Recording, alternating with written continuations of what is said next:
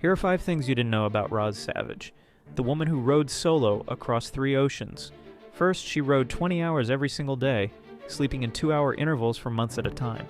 Imagine the mental strength needed to wake up every 2 hours, alone in the middle of nowhere, and keep going. Second, she survived multiple capsizes in 30-foot waves with absolutely no rescue possible. When your boat flips in the middle of the Pacific, you either save yourself or you die.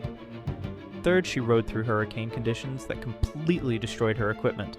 Most people would have given up, but she kept rowing with broken gear and sheer willpower. Fourth, she performed emergency surgery on herself mid-ocean using only basic supplies. No doctors, no hospitals, just her hands and whatever she had on board. Fifth, she rowed over 15,000 miles total, equivalent to rowing halfway around the entire Earth. Years alone on the ocean, redefining what human endurance actually means. One woman proved that limits exist only in your mind.